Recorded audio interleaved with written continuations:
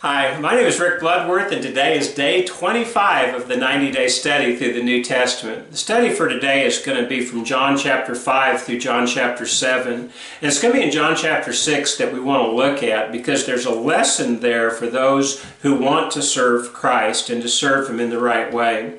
Well, it begins by Jesus speaking before a large crowd of thousands of people, and He has compassion upon them, and He wants to feed them, but there's not enough food there to feed them. And so Jesus takes just a few fish and a few loaves of bread, and He blesses it, and He passes it out, and it feeds 5,000 men. And then they gather up the fragments, and there's 12 baskets filled with fragments. And so a great miracle has occurred, and all the people have seen that.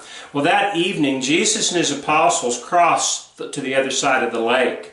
The next morning, the people wake up and they're looking for Jesus, and they're getting kind of frantic because they don't know where He's at. Well, they cross the lake and they find Him. And this is the scene that we have when they do that. In verse 26 of John chapter 6, it says, Jesus answered, "I tell you the truth, you are looking for me not because you saw miraculous signs, but because you ate the loaves and had your fill." And then He said this, "Do not work for food that spoils, but for food that endures to eternal life, which the Son of Man will give you. On Him God the Father has placed His seal of approval." Well, Jesus has a way of getting right to the heart of the matter, and He realizes these people think they have found a gravy train. They think they have found a free meal ticket, and so they're trying to find Jesus to see if they can get fed again. And Jesus points out, you're going after the wrong thing. They were looking for physical food instead of spiritual food. Imagine that. One of the unique times in history where men actually got to sit at the feet of Jesus and hear Him teach. But instead of longing for this, many of them were just wanting a free meal. And so Jesus told them that they needed to be working for food that does not perish, but that endures into eternal life.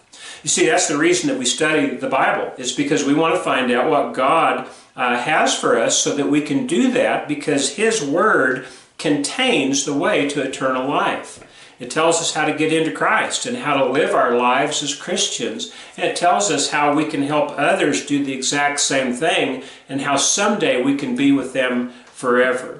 Well, this is one of the great challenges in life, is it not? To try and make sure that we have the proper balance between the physical and the spiritual.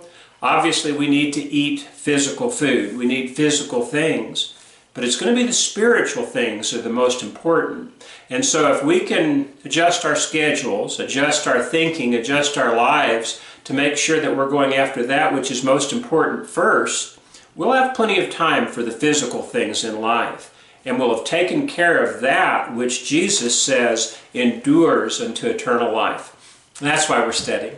Well, I pray that God will richly bless your study today, and I hope we'll see you tomorrow.